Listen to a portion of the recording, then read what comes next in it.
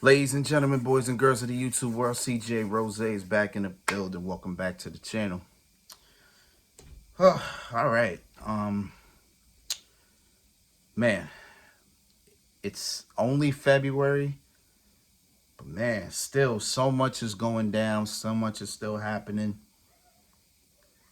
And with WrestleMania a month and a couple weeks from now, all roads now point to the Elimination Chamber. The Elimination Chamber is this Saturday at 5 in the morning. 5 in the morning.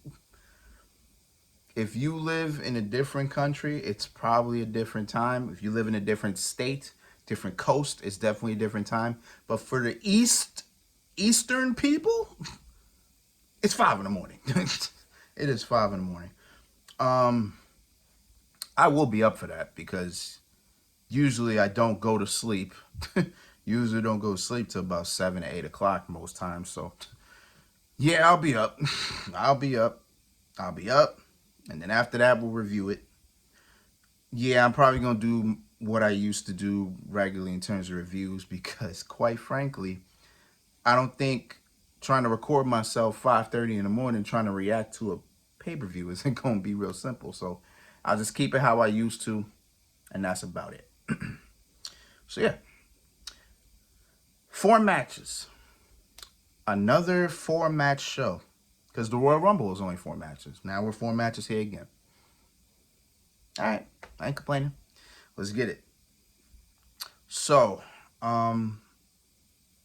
it's actually 4 matches and 1 segment. And the segment will be Australia's own Grayson Waller. Will have his Grayson Waller effect. And his special guest will be the 2024 Royal Rumble winner, Cody Rhodes, and our World Heavyweight Champion, Seth Rollins. I'm thinking not much is going to happen here. I think we're just going to have a conversation about, what happened at the kickoff a couple weeks ago. I'm pretty sure we're going to talk about WrestleMania, with The Rock being back, and then maybe some way, somehow, The Rock comes back. Or not comes back. The Rock comes back, makes an appearance in Australia. Crowd probably lose their mind. It will be an electric atmosphere. Then probably all of them start brawling. It'll be a 2-on-1 affair. Maybe Jimmy, Uso, and Solo are there to even the odds. Whatever the case is, you know what I'm saying? Whatever the case is, something might go down. Something might go down. Let's remember the last time Cody Rhodes was on the Grayson Waller effect. That was Payback. Was that Payback? That was Payback. And he introduced us to Jey Uso on Monday Night Raw. You know what I'm saying? So maybe this time around something's gonna happen, but I don't know. But I'll be here for it. I personally want to hear the ovation they gave Grayson Waller in his home country. I would appreciate that. I would love to hear that. Speaking of somebody who I personally can't wait to hear their ovation, is another home country native, Australia's own, the women's world champion, Rhea Ripley, as she defends her title against Nia Jax. So we're finally getting this match. We've been building so much anticipation of this match since Nia Jax made her return to Monday Night Raw. I want to say it's been, about 4 or 5 months ago at this point, last year. Here we are. Rhea's very first match in WWE in her home country. This is going to be something special for her. I can't wait. Cannot wait to hear the crowd go crazy for her. Cannot wait to see the energy because they're going to go wild. And this actually should be a pretty good match because Nia Jax, ever since she came back, she's been doing very good.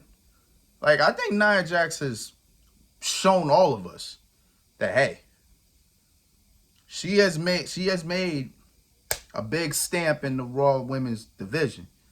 She's come in, had some solid performances, had some big wins on top of that. She's damn near beating everybody. Has she lost? I don't think she's lost since she's come back either. So that says a lot.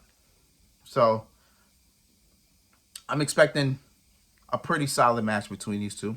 But of course, Rhea Ripley will walk out Women's World Champion. But I'm expecting a pretty solid match. You know what I'm saying? It's gonna be you know the moment is coming when when Rhea goes for that riptide on Nia Jax, and when she hits it, the crowd gonna lose their mind, and that'll be the end of that. So hey, I got Rhea Ripley retaining. I think we all have her retaining. So hey, you know what I'm saying. Continuing with Judgment Day. Finn Balor and Damian Priest defend their undisputed tag team championships against British Strong Style, Pete Dunne and Tyler Bate.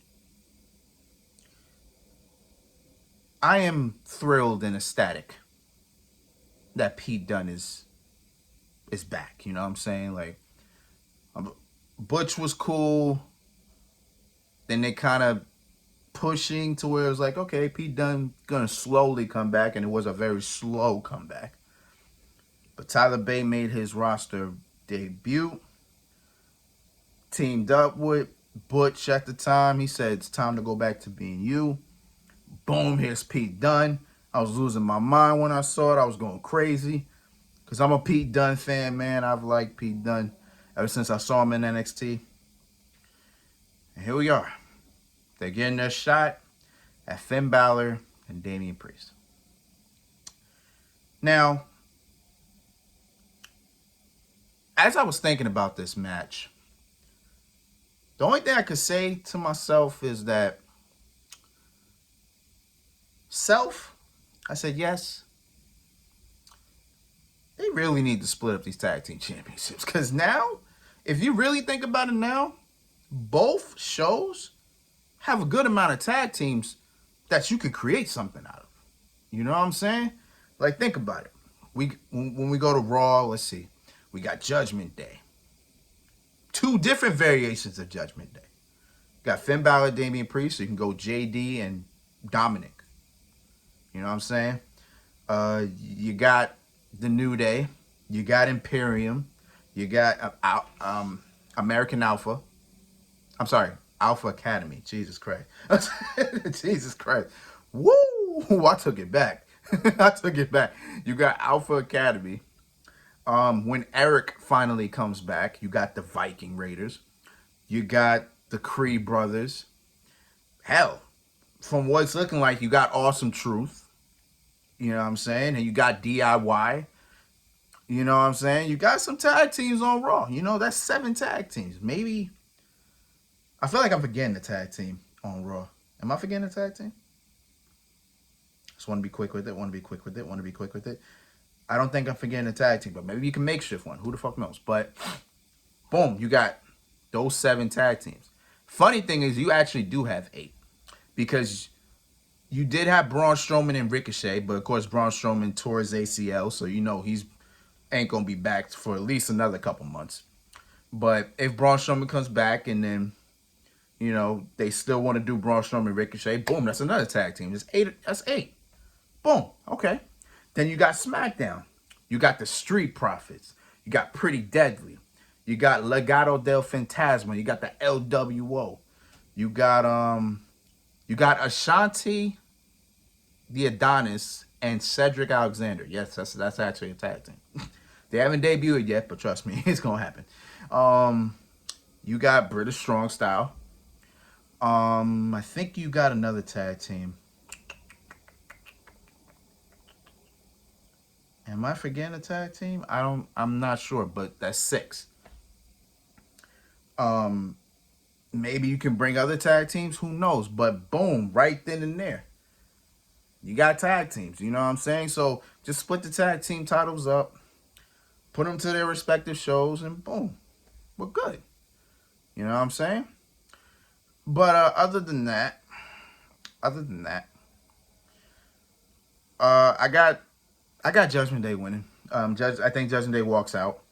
Tag team champions, because it seems like we may be doing R-Truth and The Miz versus the Judgment Day at WrestleMania. Not confirmed yet, but once it's confirmed, we'll talk about it. But yeah, that looks like the direction they're going. So Judgment Day retains. Kind of sucks for the British Strong Style to lose, but you know, it's their first opportunity. It's the first time on a PLE, so I mean, yeah, I don't think no harm, no foul here. So it is what it is. Now on to what this show is made for: the Elimination Chambers. So we're gonna kick it off with the women, which most likely I feel like might actually kick it off entirely. Is the Women's Elimination Chamber match. Winner meets Rhea Ripley. Winner meets Rhea Ripley for the Women's World Championship at WrestleMania. You got Tiffany Stratton, Naomi, and Bianca Belair from SmackDown. Then you got Liv Morgan, Becky Lynch, and the returning Raquel Rodriguez from Raw. Now, different from the men's, this Elimination Chamber is pretty diverse. Pretty diverse. You got some high flying in Tiffany Stratton, Naomi, and Liv Morgan. You got the power with Bianca Belair and Raquel. And of course, you got the experience with Becky Lynch. Now, Liv Morgan's been in most Elimination Chambers, yeah, but I think Becky Lynch has been here longer than anybody in this match, so that's why. This is also Becky Lynch's first Elimination Chamber. It's her and Tiffany Stratton's first. Yeah. Right? I'm trying to remember if Naomi been in one. I think Naomi has been. I just can't remember off the top of the head. But for now, this is Becky Lynch and Tiffany Stratton's first Elimination Chamber. So I got two winners out of this. It's either going to be Liv Morgan or it's either going to be Becky Lynch. I don't know which story we're going to lean on more. But I actually would like to see Liv Morgan win this match. I would like to. Because her story is a little bit more interesting. Because her story is pretty much about her getting her revenge on Rhea Ripley. You know, because if you remember, Rhea turned heel on Liv Morgan. She turned heel on Liv Morgan. Then she went to the Judgment Day. Liv Morgan was the last person to pin Rhea. Then Rhea injured Liv's shoulder, took out for a couple months. Liv's back to get her revenge. But then you got Becky Lynch's story, where it's all about I want to see which one of us is the best. Which is kind of cliche and kind of boring. You know what I'm saying? It's kind of vanilla. You know, bland, no color, no nothing. You know what I'm saying? So I would go with Liv Morgan's story more. So I would like Liv Morgan to win. Besides, he's been in this match so many times. F it. You know what I'm saying? Let's go. I take Liv to win. Now, while that Elimination Chamber is not really clear cut, the men's Elimination Chamber, however, is very much clear cut. 100%. We got the prize fighter, Kevin Owens, the United States champion, Logan Paul, the megastar, L.A. Knight. Yeah. We got Bobby Lashley, the almighty Bobby Lashley. We got the Scottish Warrior, Drew McIntyre. And, of course, we got the Viper, Randy Orton. The reason why I say this match is so clear-cut, number one, nobody out this match should win except Drew McIntyre. Nobody. That's number one. Number two, Drew McIntyre is the only Raw superstar in the Elimination Chamber. Like, Randy Orton, LA Knight, Bobby Lashley, Logan Paul, Kevin Owens, they're all SmackDown. Drew McIntyre is the only Raw superstar. So with that being said, he is the only one that should win this match. Now, when he wins this match, I gotta sit here and think about this match as well, because Drew McIntyre, Seth Rollins. We've seen that match twice in the last 4 to 5 months, because their first encounter was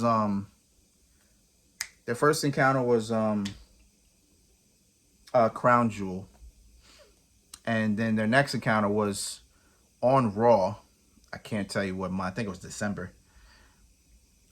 So a third match in the last 4 to 5 months isn't really something that I would like to see, because I've seen it already.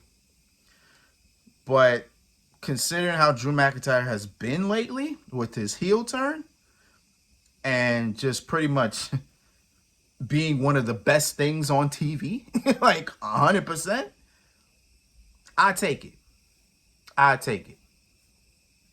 We ain't gonna discuss the match yet. Let's just see it get booked. Let's just see it happen, and then we'll talk about it. I'll probably talk about it on the same day, because again, remember, this show is at 5:00. So probably within like the afternoon, close to the night, I'll talk about this and the winner of the women's Elimination Chamber and who faces Rhea Ripley. So yeah, that's pretty much how we got it. And that is the Elimination Chamber predictions. I see this show going at least a good 3 hours. Close, just making it to 3 hours, like two and change. That's pretty much how I see this going. Yeah, I'm excited. Think it's gonna be a pretty good show. And then after that, we got WrestleMania, baby. It's gonna be an interesting one. So yeah, as I said, I was gonna do it the original way I do it, just write notes down and then review it the best way I can. Because I'm not about to sit here and react 5 a.m. to things. I'm not gonna do it. I will not have the energy. You know what I'm saying? But it is what it is, man. So until next time, peace, love, 100. Here.